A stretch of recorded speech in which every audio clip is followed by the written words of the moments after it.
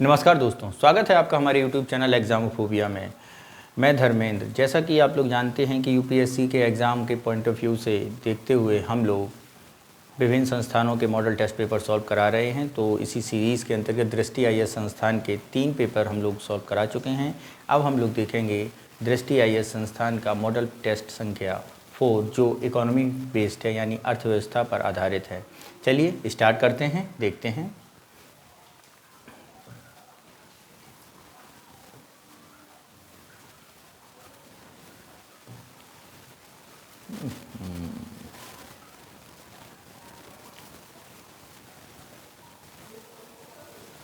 पहला क्वेश्चन क्या है उसे ज़रा समझते हैं।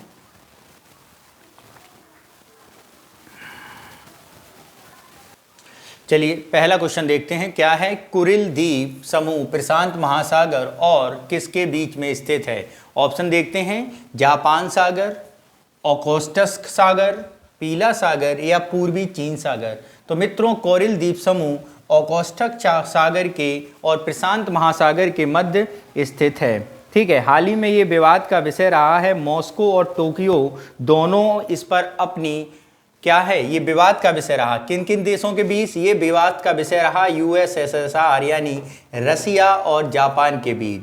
क्या कि जापान और रसिया दोनों इसे अपने आधिपत्य यानी अपने सॉवरेन कंट्री मानते हैं। तो ये दोनों देशों के बीच विवाद का विषय रहा, इसलिए जानना काफ़ी बेहद ज़रूरी है। प्रशांत महासागर और ओखोटस्क सागर के मध्य स्थित है।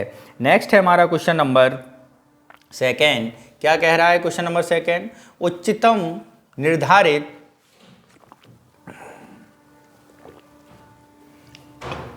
निर्धारित कीमत के संदर्भ में निम्नलिखित कथनों में से कौन सा कथन सही है। यह किसी वस्तु या सेवा की कीमत पर सरकार द्वारा लगाई गई ऊपरी सीमा है। इसे गेहूं, चावल, चीनी और जैसी खाद्य वस्तुओं पर लगाया जाता है। इसका निर्धारण बाजार द्वारा निर्धारित कीमत के द्वारा होता है। तो उच्चतम निर्धारित कीमत यानी मैक्सिमम रिटेल प्राइस के बारे में बात की गई है।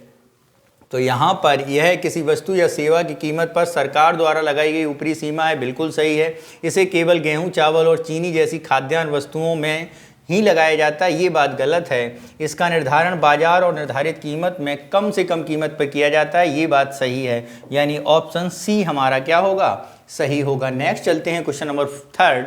प्राकृतिक कृषि के संबंध में निम्नलिखित कथनों पर विचार करिए। प्राकृतिक कृषि रसायन मुक्त एवं पारंपरिक कृषि पद्धति है। प्राकृतिक कृषि को भारतीय प्राकृतिक कृषि पद्धति BPKP के तहत बढ़ावा दिया गया है। तो ये मित्रों दोनों बातें बिल्कुल सही हैं, यानी ऑप्शन सी हमारा सही होगा। नेक्स्ट चलते हैं क्वेश्चन नंबर 4। प्रशांत महासागर के सोलोमन द्वीप समूह में निम्नलिखित द्वीपों पर विचार करिए विचार भाई, इनका क्या कह रहे हैं ये द्वीप समूह। तो आपको बताना है चेसुल, ग्वाडलकेनाल, सांता इसाबेल और मकीरा। इन द्वीप समूह की अवस्थिति को पश्चिम से पूर्व दिशा की ओर कौन सा सही क्रम होगा। पश्चिम से पूर्व दिशा की ओर अगर हम बात करें तो पश्चिम से पूर्व दिशा में सबसे पहले वेस्ट टू ईस्ट जाना है, तो हमारा चोइसुल मिलेगा, उसके बाद सांता इसाबेल मिलेगा, उसके बाद ग्वाडलकेनाल मिलेगा और उसके बाद मकीरा मिलेगा। यानी 1 3 2 4 ऑप्शन सी हमारा क्या होगा, सही होगा। नेक्स्ट चलते हैं क्वेश्चन नंबर 6 पर और देखते हैं क्या कह रहा है 6। निम्नलिखित में कौन फर्म के पूर्ति वर्ग का निर्धारक नहीं है। प्रौद्योगिकी प्रगति, इकाई कर, आगत कीमतें या ब्रांड वैल्यू। ठीक है, जरा देखते हैं क्या है ये। तो कौन फर्म की पूर्ति वक्र को निर्धारित नहीं करता है। तो ब्रांड वैल्यू फर्म की पूर्ति वक्र को निर्धारित नहीं करता है, यानी ऑप्शन डी हमारा क्या होगा, सही होगा। नेक्स्ट चलते हैं question number 6। Great leap forward के संबंध में निम्नलिखित कथनों पर विचार कीजिए। ग्रेट लीप फॉरवर्ड जबरन कृषि सामूहिकरण को और ग्रामीण औद्योगिकरण पर आधारित एक पंचवर्षीय योजना थी। GLF का लक्ष्य साम्यवादी आर्थिक विचारधाराओं आर्थिक विचारधाराओं के उपयोग करके देश की कृषि के आधुनिकीकरण करना था। तो इसके बारे में बताना है कौन सी बात सही है। तो मित्रों ग्रेट लीप वर्ल्ड और GLF ये बात बिल्कुल सही हैं, यानी दोनों स्टेटमेंट क्या है हमारे सही हैं। नेक्स्ट चलते हैं क्वेश्चन नंबर 7 पर। स्वनिधि से समृद्धि कार्यक्रम के संबंध में निम्नलिखित कथनों पर विचार कीजिए। प्रधानमंत्री street vendor Atmanirbhar Nidhi PM Svanidhi एक केंद्र प्रायोजित योजना है। क्या है? केंद्र प्रायोजित योजना है। ठीक है। प्रधानमंत्री जनधन योजना इस कार्यक्रम के तहत लाभार्थी योजनाओं में से एक है। तो आपको बताना है इनमें से कौन सा सही नहीं है। तो अगर हम बात करें स्वनिधि क्या कह रहा है,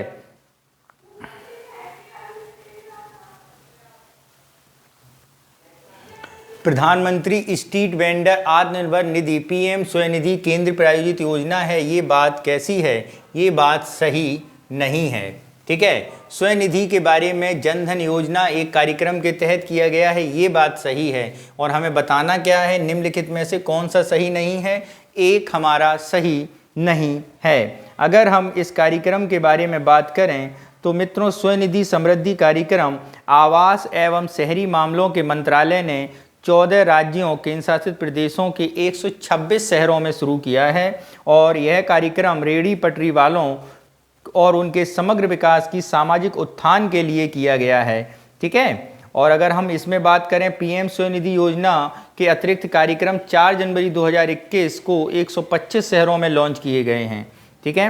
नेक्स्ट चलते हैं क्वेश्चन नंबर 8 पर, देखते हैं क्या कह रहा है।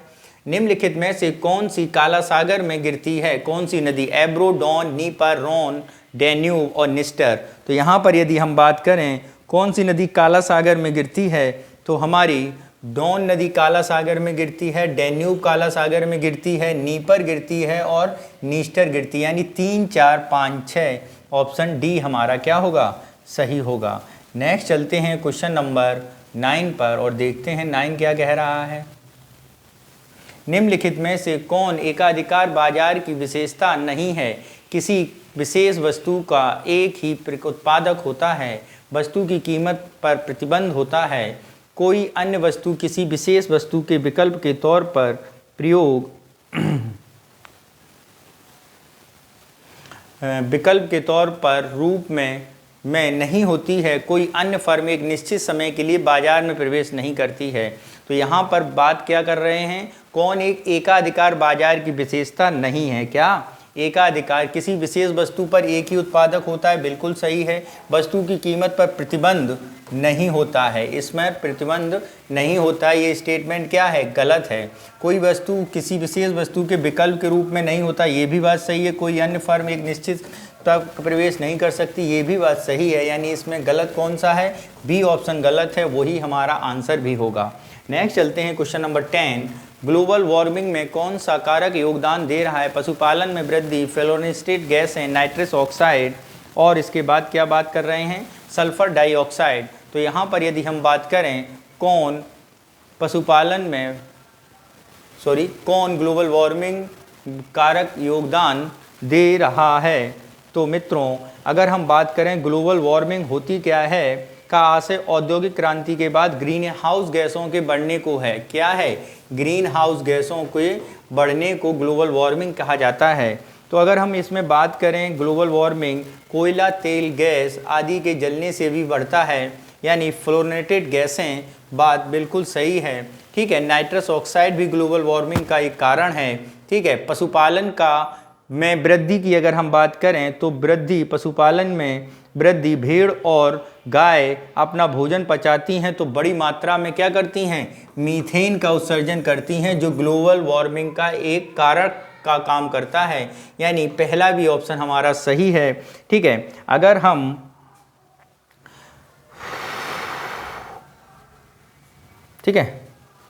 अगर हम सल्फर डाइऑक्साइड के बारे में बात करें तो वो ग्लोबल वार्मिंग का कारण के तौर पर नहीं देख सकते हम, यानी हमारा 1, 2, 3 सही होगा। ऑप्शन डी हमारा क्या होगा?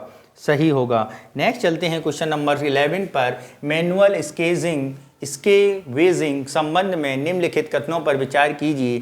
हाथ से मेला ढोन उठाने वाले कर्मियों का नियोजन को प्रतिषेध और उनका पुनर्वास अधिनियम 2013 के तहत भारत ने मेला ढोने की प्रथा पर प्रतिबंध लगा दिया है। सही है। अत्याचार निवारण अधिनियम मेला ढोने को निर्दिष्ट काम के तौर पर साबित हुआ है। ये दोनों बातें क्या हैं मित्रों? बिल्कुल सही हैं। सी ऑप्शन हमारा सही होगा। नेक्स्ट चलते हैं क्वेश्चन नंबर 12। मालचा महल निम्नलिखित में से किस शासक द्वारा बनवाया गया था?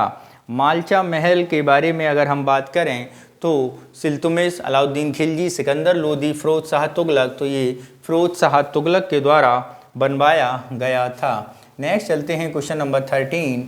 देखते हैं क्या कह रहा है। एकाधिकारी फर्म द्वारा उत्पादित निर्गत के लिए संतुलन की शर्त तब होती है जब सीमांत संप्राप्ति सीमांत लागत के बराबर होती है। कुल संप्राप्ति सीमांत लागत के बराबर होती है। सीमांत संप्राप्ति कुल लागत के बराबर होती है या सकूल संप्रांति कुल लागत के बराबर होती है।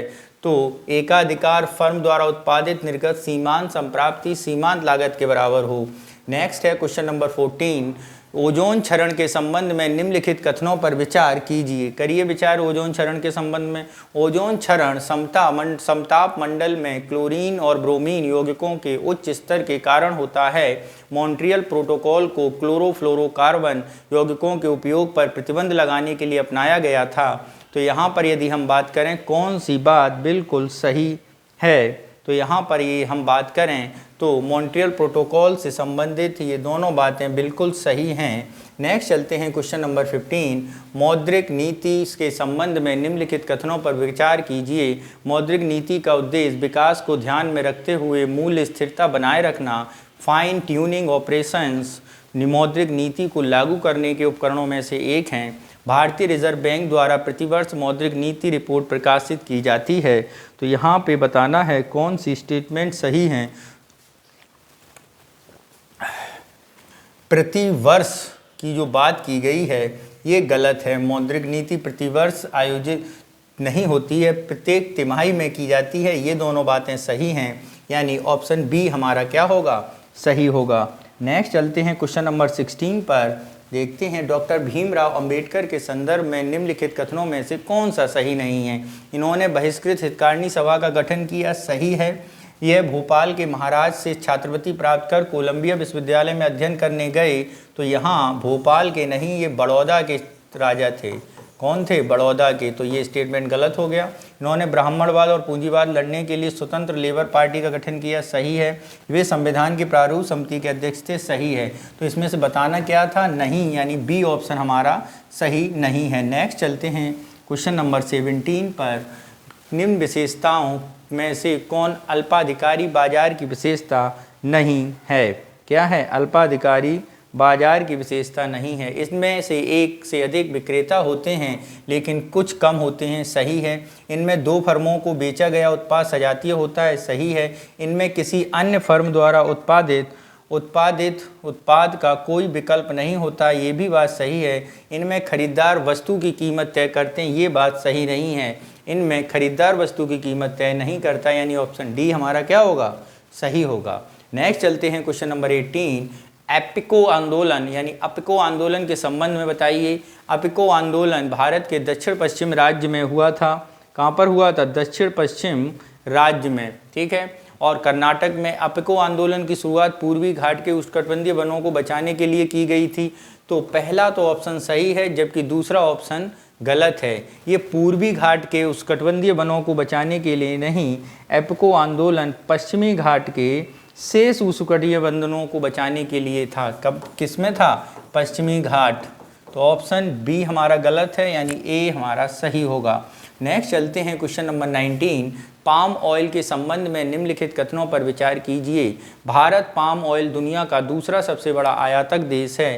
तेलंगाना भारत में पाम ऑयल के प्रमुख उत्पादक राज्य है। इंडोनेशिया और मलेशिया की वैश्विक पाम ऑयल उत्पादन में हिस्सेदारी 90% है। तो यहाँ आपको बताना है कौन सी बातें सही हैं। तो भारत पाम ऑयल दुनिया का दूसरा सबसे बड़ा आयातक देश है, सही बात है।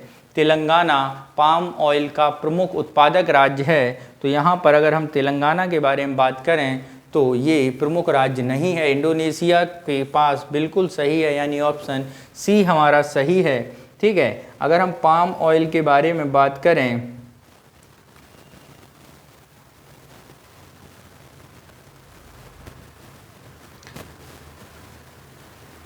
पाम ऑयल सबसे ज़्यादा उत्पादन तेलंगाना नहीं आंध्र प्रदेश करता है। कौन करता है मित्रों?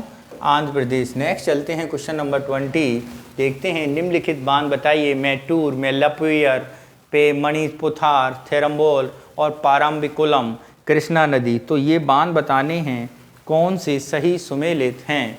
तो यहाँ पर यदि हम बात करें, मैटूर बांध गोदावरी नदी पर नहीं, कहाँ पर है ये? कावेरी नदी पर है। कहाँ पर है मित्रों? कावेरी नदी पर। मुल्लापेरियार बांध की बात करें तो पेरियार नदी पर है। ठीक है, और पारम्बिकुलम बांध कहाँ पर स्थित है? ये आपका पारम्बिकुलम नदी पर स्थित है। परम्बुकुलम नदी पर स्थित है। ठीक है, ये भी सही सुमेलित नहीं है, यानी ये दोनों सही सुमेलित हैं, यानी 2 और 3 सही सुमेलित हैं। तो ऑप्शन हमारा बी सही होगा। नेक्स्ट चलते हैं क्वेश्चन नंबर 21 और देखते हैं 21 क्या कह रहा है। पूंजीवादी देश उत्पादन क्रियाकलाप मुख्य रूप से पूंजीवादी उद्यमों के द्वारा दिए जाते हैं। किसी विशिष्ट पूंजीवादी उद्यम में एक या अनेक उद्यमी होते हैं। उपरोक्त कथनों में से कौन से सही हैं? तो यहाँ पर बात करना है कौन से कथन सही हैं। तो ये दोनों कथन मित्रों क्या हैं? बिल्कुल सही हैं। ऑप्शन सी हमारा सही होगा। नेक्स्ट चलते हैं क्वेश्चन नंबर 22। निम्नलिखित कथनों, वाणिज्यिक ऊर्जा के पारंपरिक ईंधन भी कहा जाता है। बाजार में गैर वाणिज्यिक ऊर्जा स्रोत एक निश्चित कीमत पर उपलब्ध हैं। क्या हैं? एक निश्चित कीमत पर उपलब्ध हैं। उपरोक्त कथनों में से कौन से कथन सही नहीं हैं? तो यहाँ पे क्या बताना है? कौन सा कथन सही नहीं है? तो मित्रों ये दोनों कथन क्या है? हमारे सही नहीं हैं। वाणिज्यिक ऊर्जा पारंपरिक ईंधन भी कहा जाता है, नहीं कहा जाता है।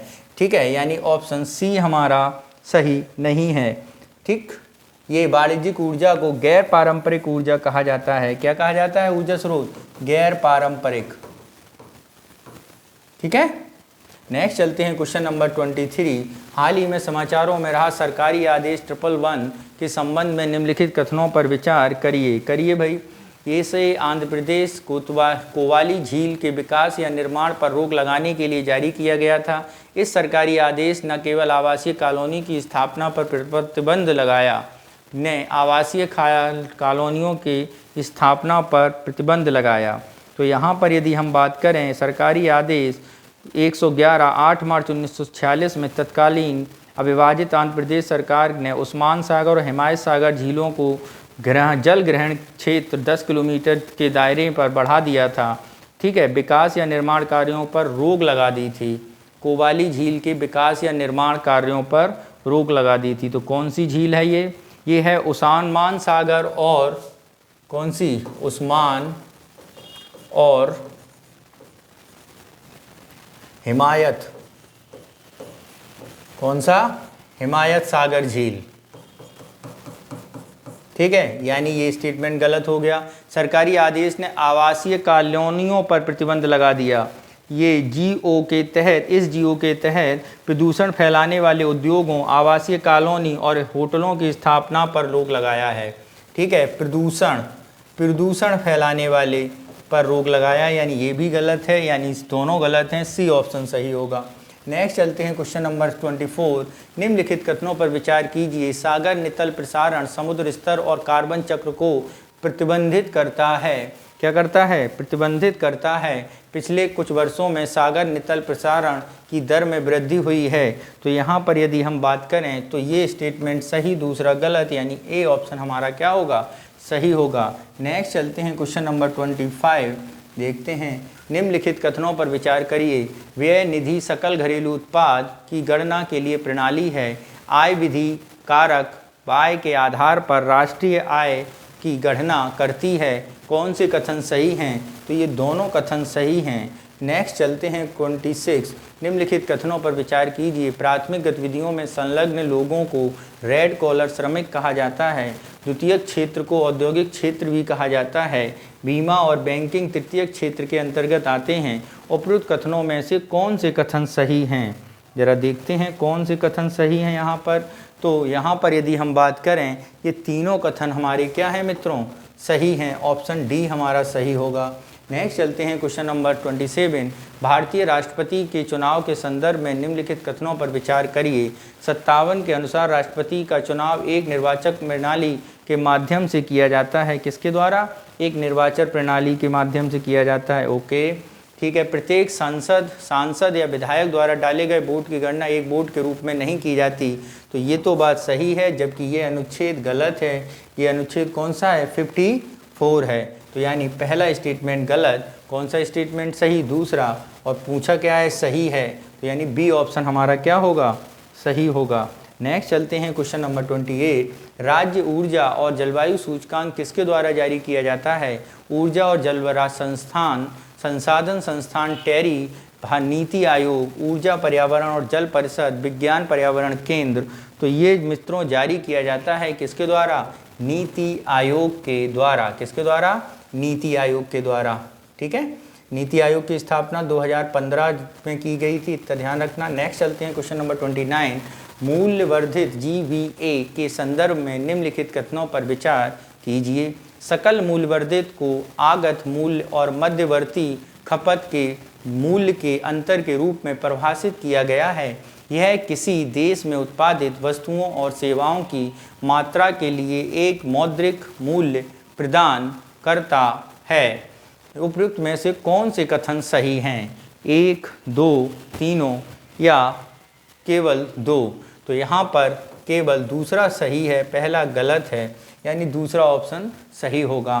नेक्स्ट चलते हैं क्वेश्चन नंबर 30। ऊर्ध्वाधर कृषि बागवानी विधियों के संदर्भ में निम्नलिखित कथनों पर विचार कीजिए। हाइड्रोपोनिक्स विषक तत्वों पर से भरपूर घोल में पौधे का उगने की एक विधि है। एरोपोनिक्स हाइड्रोपोनिक्स का एक प्रकार है जहां पौधों के बढ़ने के माध्यम बहते पानी में दोनों अनुपस्थित होते हैं। एक्वापोनिक्स पौधों और बैक्टीरिया के बीच सहजीवी का संबंध पाया जाता है। तो यहाँ पर बात करनी है कौन सी? तो यहाँ पर यदि हम बात करें कौन से कथन सही हैं? एक्वापोनिक्स पौधे बैक्टीरिया के बीच सहजीवी संबंध, ये बात गलत है। एक्वापोनिक्स के बारे में अगर हम बात करें तो एक्वापोनिक्स जिसमें जड़ें हवा में लटकती रहती हैं और पौधे बिना मिट्टी के आर्द्र वातावरण में बढ़ते हैं, ठीक है, उन्हें क्या बोला जाता है? एक्वापोनिक्स। ठीक है, ठीक है। हाइड्रोपोनिक्स एक प्रकार का पोषक तत्व प्रकार का है जहां पौधों के बढ़ने के माध्यम और बहते पानी दोनों अनुपस्थित होते हैं। तो दूसरा कथन हमारा क्या है? सही है, जहां पौधे के बढ़ने और माध्यम के बहते पानी दोनों अनुपस्थित होते हैं, बात सही है। ठीक है। नेक्स्ट चलते हैं क्वेश्चन नंबर 31।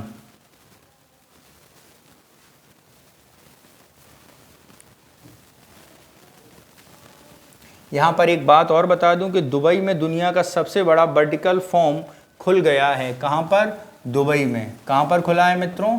दुबई में दुनिया का सबसे बड़ा वर्टिकल फॉर्म खुला है और यहाँ खेतों में उगाई जाने वाली फसलों की तुलना में कम पानी का प्रयोग करके सालाना 900 टन फसल का उत्पादन किया जाता है। नेक्स्ट चलते हैं क्वेश्चन नंबर 31। भूवैज्ञानिक विरासत स्थल और राज्य एपार्चिन अंक फॉर्मेटी आंध्र प्रदेश, वर्कला चट्टान खंड, ठीक है, वर्कला चट्टान खंड, welded tuff Rajasthan, national fossil wood park Tamil Nadu युग्मों में कितने सही हैं? ये बताना है हमें, कितने युग्मों में सही हैं। तो यहाँ पर यदि हम बात करें तो ये मित्रों सभी ऑप्शन बिल्कुल सही सुमेलित किए गए हैं। डी ऑप्शन होगा हमारा। Next question 32। निर्यात उत्पादों पर शुल्क और करों की वापसी योजना के संदर्भ में निम्नलिखित कथनों पर विचार करिए। इस योजना को भारत से मौजूदा सेवा निर्यात सेस योजना में बदलने के लिए बनाया गया था। यह योजना के तहत चमड़ा और समुद्री क्षेत्र भी शामिल हैं। तो यहाँ पर यदि हम बात करें कौन सी बात सही नहीं है? तो इस योजना में भारत के मौजूदा सेवा निर्यात बदलने के लिए कहा गया, ये बात गलत है। इस योजना के तहत चमड़ा और समुद्री क्षेत्र शामिल हैं, ये बात तो सही है। तो कौन सा सही नहीं है? पहला यानी ए ऑप्शन हमारा क्या होगा? सही होगा। नेक्स्ट बात करते हैं, ठीक है। अगर इस योजना के बारे में बात करें तो ये निर्यात उत्पादों पर शुल्क और करों की वापसी योजना है। क्या है? निर्यात उत्पादों और पर शुल्क और करों की वापसी योजना है। नेक्स्ट चलते हैं क्वेश्चन नंबर 33। भारतीय अर्थव्यवस्था के संदर्भ में निम्नलिखित कथनों पर विचार करिए। वास्तविक जीडीपी सकल घरेलू उत्पाद एक मुद्रास्फीति समायोजित उपाय है जो किसी दिए गए वर्ष में अर्थव्यवस्था के द्वारा उत्पादित वस्तुओं और सेवाओं की संख्या को दर्शाता है। बिल्कुल बात सही है। नाममात्र जीडीपी किसी अर्थव्यवस्था में आर्थिक उत्पाद के आकलन है जिसकी गणना मौजूदा कीमतों में शामिल की जाती है। सही है। एनएनपी शुद्ध राष्ट्रीय उत्पाद का पर्यावरण अर्थशास्त्र की प्रमुखता से उपयोग किया जाता है, ये भी बात सही है, यानी तीनों सही हैं। इस ऑप्शन डी हमारा सही होगा। नेक्स्ट चलते हैं क्वेश्चन नंबर 34, देखते हैं 34 क्या कह रहा है। 34 कह रहा है अंतर्राष्ट्रीय अक्षय ग्लोबल विंड रिपोर्ट 2022 के संदर्भ में यह अंतर्राष्ट्रीय अक्षय ऊर्जा एजेंसी द्वारा प्रकाशित की जाती है। इसके अनुसार वैश्विक जलवायु लक्ष्यों को पूरा करने के लिए दुनिया भर के वार्षिक पवन ऊर्जा प्रतिष्ठानों को 2030 के भीतर चौगुना होना चाहिए। 2021 में 1.4 गीगावाट से अधिक पवन ऊर्जा स्थापित करके 1.1 गीगावाट की स्थापना के अपने लक्ष्य को प्राप्त कर लिया है। तो यहाँ पे बताना है कौन सी बातें सही हैं।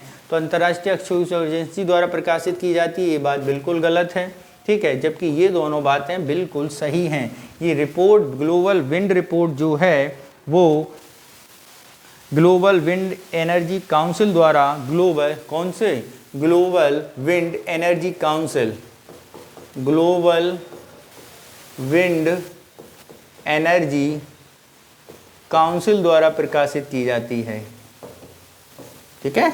नेक्स्ट चलते हैं क्वेश्चन नंबर 35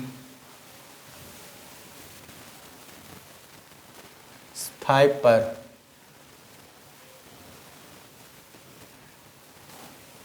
निर्यात संवर्धन पूंजीगत वस्तु ईपीसीजी योजना के संदर्भ में विचार कीजिए, करिए विचार। इसे 1990 के दशक में पूंजीगत वस्तुओं के आयात के प्रोत्साहन देने के लिए शुरू किया गया। बिल्कुल सही है। यह योजना पुराने पूंजीगत सामान के आयात पर रोक लगाती है। ये भी बात क्या है? ये बात मित्रों सही नहीं है। कौन सी? यह योजना पुराने पूंजीगत सामान के आयात पर रोक लगाती है, ये बात गलत है। ये रोक नहीं लगाती है, यानी ऑप्शन ए हमारा सही होगा।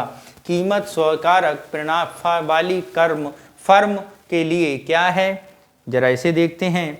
सीमांत संप्राप्ति बाजार मूल्य के बराबर हो, सीमांत संप्राप्ति बाजार मूल्य से अधिक हो, और क्या है? सीमांत संप्राप्ति बाजार मूल्य से कम हो, बाजार मूल्य से दुगनी हो। तो कीमत स्वीकारक वाली फर्म के लिए सीमांत संप्राप्ति बाजार मूल्य के बराबर होनी चाहिए। क्वेश्चन नंबर 37, निम्नलिखित समस्याओं में से किसका समाधान बायोगैस ऊर्जा का उपयोग करके नहीं किया जा सकता है? किसका समाधान नहीं किया जा सकता है? जरा इसे देखें। एकल उपयोग वाले प्लास्टिक कचरे को महासागर में फेंकने वाली समुद्री जानवरों की मौत से, लैंडफिल से जहरीली पदार्थों के निक्षालन के कारण भूजल को दूषित होने से, धूम्रपान के कारण महिलाओं को होने वाले रोग से, जीवाश्म ईंधन और बायोमास के जलने से होने वाले आंतरिक वायु प्रदूषण से। तो किससे मित्रों नहीं किया जा सकता? तो एकल उपयोग वाले प्लास्टिक कचरे को महासागर में फेंकने से। नेक्स्ट चलते हैं क्वेश्चन नंबर 38, निम्नलिखित कथनों पर विचार करिए। भुगतान संतुलन बीओपी विधि के तहत एक विशिष्ट अवधि में दोनों देशों द्वारा सभी अंतर्राष्ट्रीय मौद्रिक लेन देन का विवरण रखा जाता है। पूंजी खाता के तहत सभी अंतर्राष्ट्रीय पूंजी हस्तांतरण शामिल होते हैं। तो ये दोनों बातें बिल्कुल सही हैं, यानी ऑप्शन सी हमारा सही होगा। नेक्स्ट चलते हैं क्वेश्चन नंबर 39, फिनक्लुएशन शुरुआत की गई।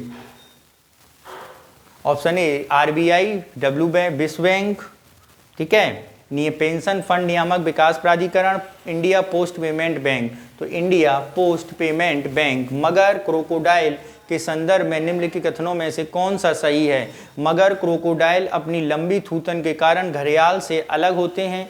मगर बिना भोजन के 3 सप्ताह से अधिक जीवित नहीं रह सकते हैं, इसलिए बार बार शिकार करना पड़ता है। भारतीय उपमहाद्वीप में मगर इतने प्रचुर मात्रा में हैं कि यह भारत के हर राज्य में मिलते हैं।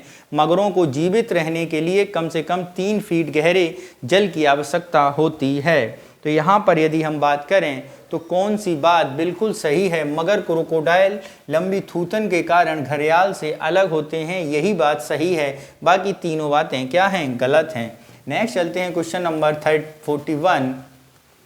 भारत की पंचवर्षीय योजना प्रणाली कहाँ से प्रेरित है? तो भारत की पंचवर्षीय योजना प्रणाली मित्रों यूएसएसआर से प्रेरित है, बिल्कुल सही है। नेक्स्ट चलते हैं क्वेश्चन नंबर 42 और उसको समझते हैं।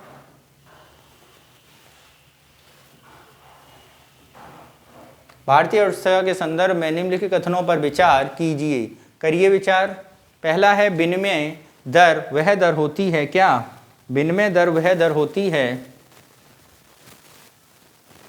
जिस पर मुद्रा को दूसरी मुद्रा में बदला जाएगा, बात सही है। Nominal effective exchange rate NEER विदेशी मुद्रा बाजार के संदर्भ में अंतर्राष्ट्रीय प्रतिस्पर्धा का संकेतक है, ये भी सही है।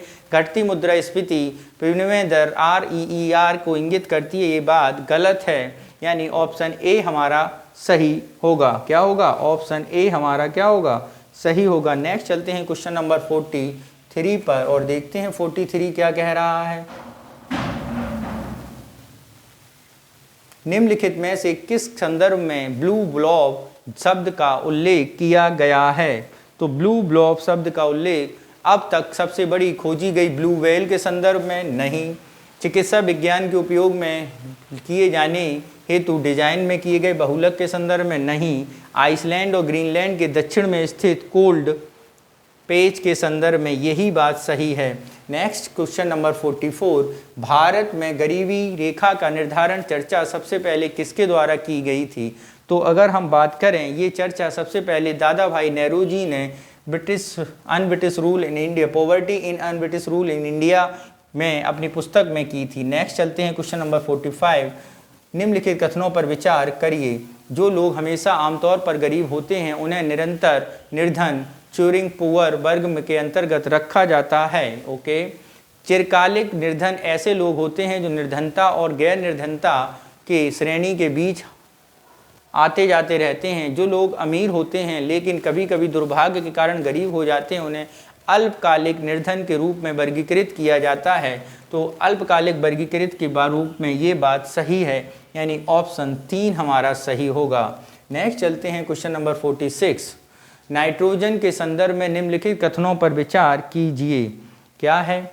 नाइट्रोजन के बिना पौधे धीरे धीरे बढ़ते हैं और उसके फल और फूल अल्प विकसित रहने के साथ कम पौष्टिक होते हैं। ओके। उच्च कार्बन डाइऑक्साइड CO2 सांद्रता के संपर्क में आने से पौधों में नाइट्रोजन की मांग घट जाती है, बढ़ नहीं जाती, बढ़ जाती है, घट नहीं जाती है, सॉरी।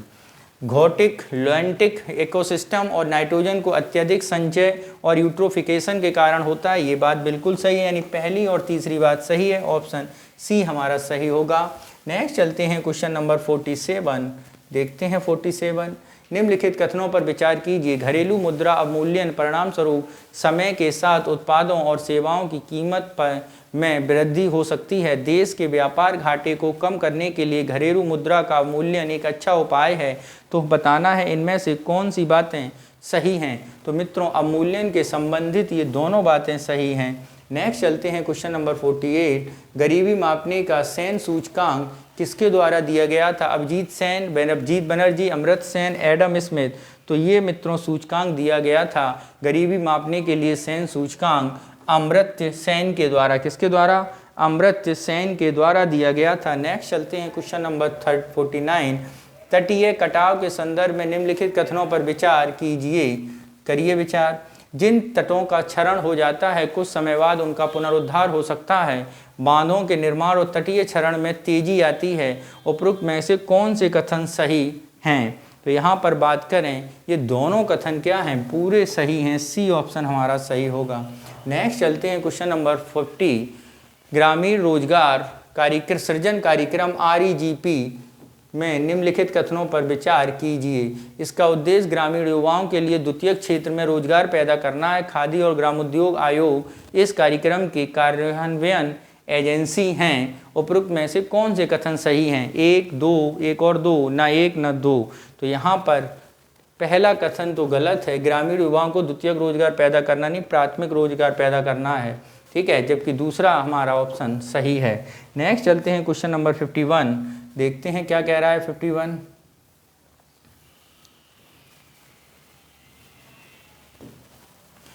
मुद्रा बोर्ड प्रणाली के तहत स्थानीय मुद्रा और अमेरिकी डॉलर के बीच विनिमय दर को कानून द्वारा तय नहीं किया जा सकता। स्मिथसोनियन समझौते को स्वर्ण मानक के अंत के रूप में चिन्हित किया गया, जिसे 1930 के दशक में लागू किया गया। इनमें से कौन सा कथन सही नहीं है? तो मित्रों ये कथन क्या है? सही है, जबकि इसे कानून द्वारा तय किया जा सकता है। ये कथन क्या है? हमारा गलत है। तो ऑप्शन कौन सा सही होगा? ए हमारा सही होगा। नेक्स्ट चलते हैं क्वेश्चन नंबर 52। निम्नलिखित में से कौन सा RBI द्वारा किया जाता है बाजार के परिचालन को? प्रत्यक्ष प्रभाव, बाजार में तरलता, विदेशी मुद्रा, तृतीयक क्षेत्र, शेयर बाजार में गिरावट, ये किया जाता है केवल। नेक्स्ट चलते हैं क्वेश्चन नंबर 53। प्रधानमंत्री रोजगार योजना का उद्देश्य रोजगार सृजित करने वाले किसी भी प्रकार के उद्यम को स्थापित करने के लिए वित्तीय सहायता प्रदान करना, निरक्षर युवाओं को वैतनिक रोजगार प्रदान करना, द्वितीयक श्रेणी के प्रवेश में कौशल विकास प्रशिक्षण करना, लोगों को निश्चित दिनों तक गारंटीकृत रोजगार देना। तो पहला ऑप्शन ही हमारा क्या होगा? सही होगा। भारतीय अर्थव्यवस्था के संदर्भ में निम्नलिखित कथनों पर विचार कीजिए। राजस्व प्राप्तियों से सरकार पर कोई दायित्व आरोपित नहीं होता है। पूंजी प्राप्ति में पुनरावृत्ति से की प्रकृति होती है। तो बताना है इनमें से कौन सा कथन सही है। तो मित्रों इनमें से अगर हम बात करें तो कौन सा सही है? पूंजी प्राप्ति पुनरावृत्ति प्रकृति की होती है, ये बात गलत है, जबकि पहली बात सही है। ऑप्शन ए हमारा क्या होगा? सही होगा। नेक्स्ट चलते हैं क्वेश्चन नंबर 55 पर। जैविक कृषि, निम्नलिखित कथनों पर विचार कीजिए, करिए विचार, और कौन सा सही नहीं है इसके बारे में बताना है। तो जरा देखिए, जैविक कृषि, फसल चक्र, अंतर फसल, सहजीवी संबंध, कवर फसलें, जैविक उर्वरक, न्यूनतम जुताई जैसी मृदा निर्माण प्रक्रियाएं जैविक कृषि के लिए केंद्र बिंदु में हैं, सही हैं। जैविक खाद्य उत्पादन, प्रसंस्करण या हैंडलिंग ये किसी चरण के दौरान वैश्विक आंशिक, ये भी बात सही है। कोडेक्स एलिमेंटेरियस कमीशन जैविक रूप से उत्पादित भोजन के लिए मानक निर्धारित करने वाला एक सरकारी निकाय है, ये भी सही है। ऑर्गेनिक लेबल किसी उत्पाद गुणवत्ता के संबंध में उसका जैविक होना सुनिश्चित करता है, ये बात सही नहीं है, यानी ऑप्शन डी हमारा क्या होगा? सही होगा। नेक्स्ट चलते हैं क्वेश्चन नंबर 56 पर और देखते हैं क्या कह रहा है। स्वर्ण जयंती स्वरोजगार योजना के संदर्भ में निम्नलिखित कथनों पर विचार करिए। इसका उद्देश्य केवल स्वरोजगार पैदा करना है? नहीं, ये बात नहीं है। शहरी क्षेत्र में रहने वाले लोगों के लिए प्रतिबंधित है। इनमें से कौन सी बात सही है? तो ये बात बिल्कुल सही है, ग्रामीण रोजगार के लिए है, यानी ऑप्शन बी हमारा सही होगा। नेक्स्ट चलते हैं क्वेश्चन नंबर 57। अर्थव्यवस्था के संदर्भ में मुद्रा का क्या अर्थ है? वह मूल्य के रूप में कार्य करता है, भविष्य के भुगतानों के सापेक्ष वस्तुओं के आदान प्रदान किया जाता है, इससे क्रेडिट लेन देन में सुविधा प्राप्त होती है, यह उपभोक्ताओं की संतुष्टि को अधिकतम करने में सहायक है, यह लोगों के बीच राष्ट्रीय उत्पादन वितरण में सहायक है, जिससे उसका उत्पादन प्रक्रिया में योगदान दिया जाए। तो ये चारों बातें पूर्णतः सही हैं। ऑप्शन डी हमारा क्या होगा? सही होगा। नेक्स्ट चलते हैं क्वेश्चन नंबर 58। ऑयल बॉन्ड के संदर्भ में निम्नलिखित कथनों में से कौन से कथन सही नहीं हैं? कौन सा कथन सही नहीं है ये बताना है। यह सरकार द्वारा तेल विपणन कंपनियों का नकद दिया जाता है, सही है। स्थानिक तरलता अनुपात प्रतिभूतियों के में आर्ता प्राप्त इन्हें अन्य सरकारी प्रतिभूतियों की तुलना में अधिक तरल बनाते हैं, नहीं, ये बात गलत है। ऑयल बॉन्ड जारी पीछे सरकार का उद्देश्य विक्रेता को लाभप्रदता नुकसान, सही है। ऑयल बॉन्ड किसी देश की राजकोषीय घाटे को प्रभावित करता है, ये भी बात सही है, यानी ऑप्शन बी सही नहीं होगा। नेक्स्ट चलते हैं क्वेश्चन नंबर 59। स्वर्ण जयंती रोजगार योजना के अंतर्गत वित्तीय सहायता प्रदान करने के निर्णय लेने की शक्ति किसके पास है? क्षेत्रीय ग्रामीण बैंक, स्वयं सहायता समूह, ग्राम पंचायत, सरकारी सहकारी समितियाँ। तो ये किसके बीच का निर्णय लेने का अधिकार किसको शक्ति किसके पास है? स्वयं सहायता समूह के पास। नेक्स्ट है 60, किसी कथनों पर विचार करिए। पूंजीगत सामान आमतौर पर गैर टिकाऊ सामान होते हैं जिनका एक से अधिक बार उपयोग नहीं किया जा सकता। ये बात गलत है, किया जा सकता है, यानी पहली बात गलत हो गई है। उपभोक्ता वस्तुओं में कभी कभी अंतिम वस्तुओं कहा जाता है, बिल्कुल बात सही है, ऑप्शन बी हमारा सही होगा। नेक्स्ट चलते हैं क्वेश्चन नंबर 61, निम्नलिखित में से कौन सा संस्था विश्व आर्थिक आउटलुक रिपोर्ट प्रकाशित करती है? आर्थिक मंच, विश्व बैंक, अंतर्राष्ट्रीय मुद्रा कोष, सहयोग और विकास संगठन। तो ये कौन प्रकाशित करता है? ये प्रकाशित करता है अंतर्राष्ट्रीय मुद्रा कोष, सी ऑप्शन सही है। नेक्स्ट चलते हैं क्वेश्चन नंबर 62, देखते हैं निम्नलिखित पर किस कार्यक्रम का उद्देश्य गरीबों को पोषण, खाद्य और पोषण स्थिति को सुधार करना है? किसका उद्देश्य है? ऑप्शन देखते हैं। सार्वजनिक वितरण प्रणाली, पीडीएस, बिल्कुल सही है। एकीकृत बाल विकास, आईसीडीएस, ये भी सही है। माध्याह्न भोजन, ये भी सही है। प्रधानमंत्री वय वंदना योजना, गरीबों को खाद्य पोषण, ये वय वंदना योजना इससे संबंधित नहीं है, यानी ऑप्शन सी हमारा सही होगा। ठीक है।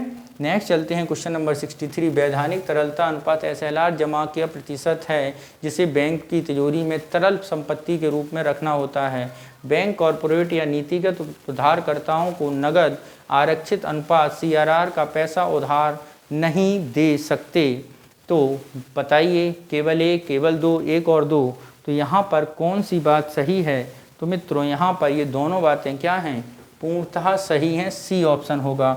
नेक्स्ट चलते हैं क्वेश्चन नंबर 64, देखते हैं किसान उत्पाद संगठन EFPOS के संदर्भ में कौन सा कथन सही है? लघु किसान कृषि व्यवसाय संघ का किसान उत्पादन संगठनों के गठन में ग्राम पंचायतों के समर्थन के लिए अनिवार्य किया गया था। EPOS ने कृषि उत्पादों को ई-नैम जैसी ट्रेडिंग फॉर्म के माध्यम से बेच सकते हैं। तो यहाँ पर कौन सी बात सही है? तो यहाँ पर मित्रों पहली बात गलत, दूसरी सही, बी ऑप्शन होगा सही। नेक्स्ट चलते हैं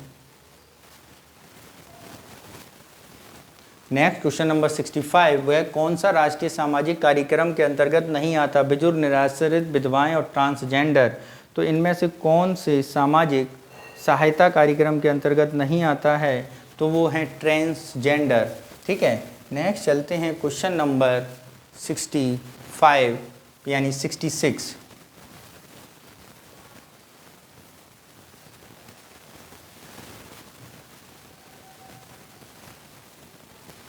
वाणिज्यिक बैंकों में निम्नलिखित कथनों पर विचार कीजिए। सिटी बैंक एक विदेशी वाणिज्यिक बैंक है जो आरबीआई अधिनियम 1933 की अनुसूची 2 में सूचीबद्ध है। ओके।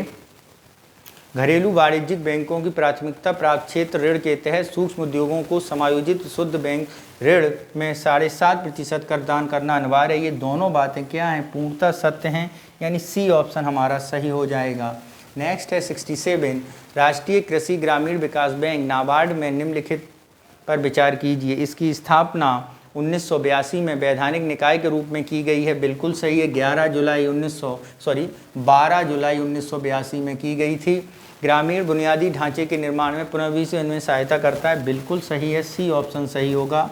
नेक्स्ट चलते हैं क्वेश्चन नंबर 68, निगम कर कंपनी की शुद्ध आय पर आरोपित किया जाने वाला कर है। व्यक्तिगत आयकर करदाताओं पर केंद्र द्वारा रियायती कर दर व्यवस्था शुरू की गई थी। उपरोक्त कथनों में से कौन सा सही है? तो मित्रों यदि हम बात करें उपरोक्त कथनों में से दोनों कथन क्या हैं हमारे? पूर्णतः सही हैं दोनों कथन, यानी ऑप्शन सी हमारा सही होगा।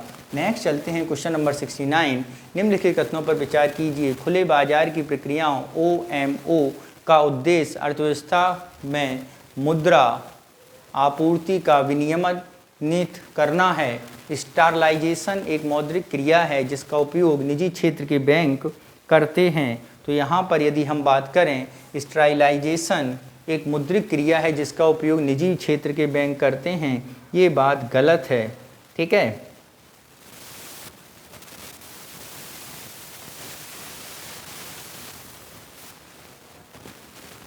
ठीक है। स्टरलाइजेशन एक मौद्रिक कार्रवाई है जिसका उपयोग केंद्रीय बैंक द्वारा किया जाता है। किसके द्वारा? आरबीआई के द्वारा किया जाता है। ठीक है, ये बात सही है, यानी पहला ऑप्शन सही होगा। नेक्स्ट चलते हैं क्वेश्चन नंबर 70 को देखते हैं। निम्नलिखित कथनों पर विचार कीजिए और पंचवर्षीय योजना के लक्ष्यों को हिस्सा थे। कौन सी पंचवर्षीय? समृद्धि, आधुनिकीकरण, समानता और आत्मनिर्भरता। ये किसके थे?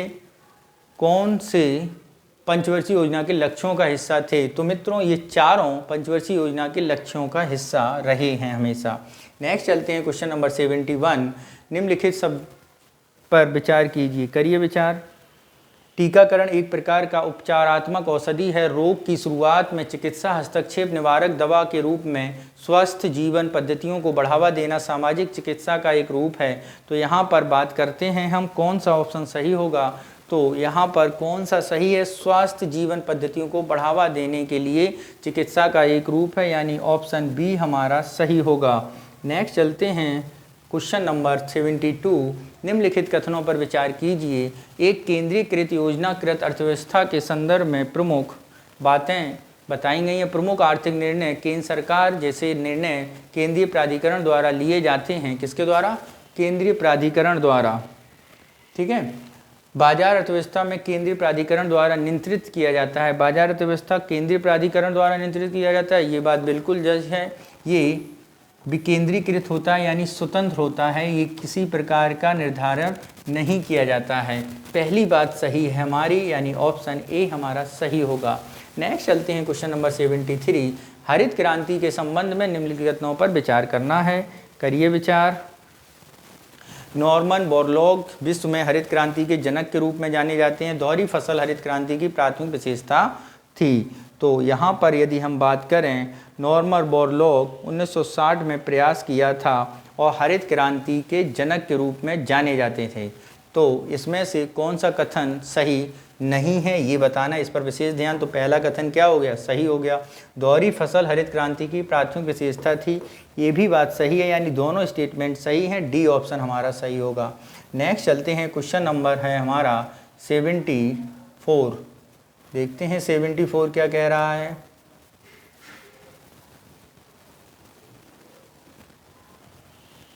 निम्नलिखित कथनों में से कौन सा मानव पूंजी को बढ़ाने का साधन नहीं है? शिक्षा, नौकरी, प्रशिक्षण, सामाजिक चिकित्सा और पेंशन। तो यहाँ पर यदि हम बात करें कौन सा नहीं है, तो यहाँ पर मानव पूंजी बढ़ाने का साधन नहीं है। तो शिक्षा से आप जॉब लेकर मानव पूंजी बन सकती है, नौकरी में प्रशिक्षण द्वारा आप कमा सकते हैं, सामाजिक चिकित्सा द्वारा, लेकिन पेंशन सामाजिक पूंजी बढ़ाने का आधार नहीं है, यानी सी ऑप्शन सही, डी ऑप्शन सही होगा। नेक्स्ट चलते हैं 75। कभी कभी समाचारों में रहने वाला H3N8 वायरस निम्नलिखित में से किस रोग से संबंधित है? तो ये वायरस मित्रों संबंधित है एड्स, डेंगू, बर्ड फ्लू या स्वाइन फ्लू। तो ये है आपका बर्ड फ्लू से संबंधित। नेक्स्ट चलते हैं क्वेश्चन नंबर 78। ग्रीन वॉइसेस 250 क्या है? इसका प्रायः समाचार पत्रों में उल्लेख किया जाता है। जलवायु परिवर्तन के प्रति जागरूकता के लिए विश्व का भ्रमण करने के लिए जहाज द्वारा की जाने वाली यात्रा शिपिंग उद्योग को भविष्य में कम कार्बन उत्सर्जन की ओर बदलने के उद्देश्य से एक परियोजना। प्रकाश संश्लेषण का प्रयोग करके मनुष्यों को चंद्रमा पर भेजने के लिए नासा, ईसा और जाक्सा का सामूहिक मिशन। समय की अवधि में अंटार्कटिक और जलवायु परिवर्तन के प्रभाव का अध्ययन करने के लिए किया गया एक कार्यक्रम। तो यहाँ पर यदि हम बात करें तो ये क्या है? तो ये है शिपिंग उद्योग के भविष्य में कम कार्बन उत्सर्जन करने के लिए एक प्रयास किया गया है, वो है। नेक्स्ट चलते हैं क्वेश्चन नंबर 77 पर। किसी देश की शिक्षा की गुणवत्ता का विश्लेषण करने के लिए निम्नलिखित में से कौन सा सबसे अच्छा उपाय है? रोजगार दर, स्कूली शिक्षा, शिक्षक छात्र अनुपात, सकल नामांकन अनुपात। तो ये है मित्रों रोजगार दर, यानी ऑप्शन ए हमारा सही होगा। नेक्स्ट चलते हैं क्वेश्चन नंबर 78। केंद्रीय प्रशासनिक प्राधिकरण CAT इसके संदर्भ में निम्नलिखित कथनों पर विचार करिए। संविधान अनुच्छेद 332 के तहत केंद्रीय प्रशासनिक प्राधिकरण की स्थापना की गई थी। सेट की स्थापना लाल बहादुर शास्त्री के प्रधानमंत्रित्व के काल में हुई थी। अभिकरणों के मामलों में तय करने के लिए प्राकृतिक न्याय के सिद्धांतों द्वारा निर्देशित होता है। उपरोक्त कथनों में से कौन सा कथन सही है? तो यहाँ पर बात करें तो मित्रों यहाँ पर कौन सा कथन सही होगा, इसके बारे में अगर हम बात करें तो केवल हमारा तीसरा कथन सही है, बाकी दोनों कथन क्या है हमारे गलत हैं। संविधान के अनुच्छेद 332 के तहत केंद्रीय प्रशासनिक अधिकरण की स्थापना की गई थी, तो 332 नहीं है, तो वो है 323। कौन सा है मित्रों?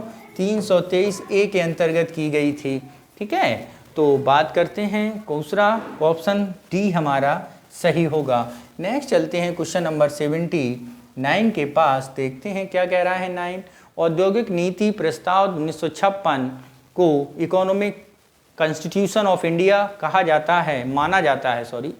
ठीक है, IPR 1956 की अनुसूची बी केवल निजी क्षेत्र के लिए खुली थी, तो आपको बताना है इनमें से कौन सी बात सही है। तो यहाँ पर बात करें तो पहला स्टेटमेंट पूरा सही है, उसकी केवल निजी क्षेत्र के लिए नहीं सरकारी क्षेत्र के लिए खुली थी, यानी दूसरा ऑप्शन गलत है। बी ऑप्शन, ए ऑप्शन हमारा क्या होगा? सही होगा। ठीक है, नेक्स्ट चलते हैं क्वेश्चन नंबर 80। निम्नलिखित में से किस पंचवर्षीय योजना में मानव पूंजी पर बल दिया गया था? 5वीं, 7वीं, 11वीं और 9वीं। तो वो पंचवर्षीय योजना थी मित्रों मानव पूंजी पर ध्यान देने के लिए 7वीं। नेक्स्ट चलते हैं क्वेश्चन नंबर 81।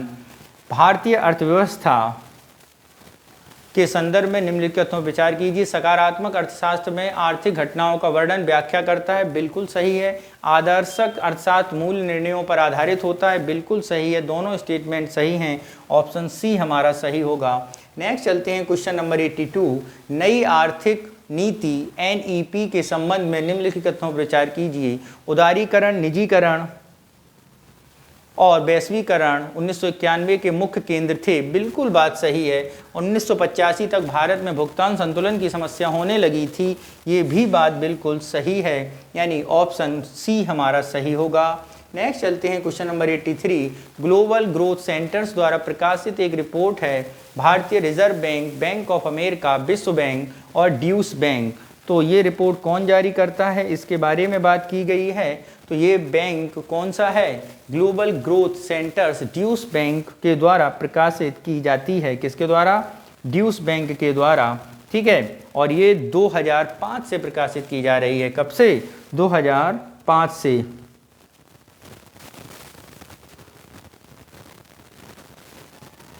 ठीक है, नेक्स्ट चलते हैं क्वेश्चन नंबर 84 पर। भारतीय अर्थव्यवस्था के संदर्भ में निम्नलिखित कथनों पर विचार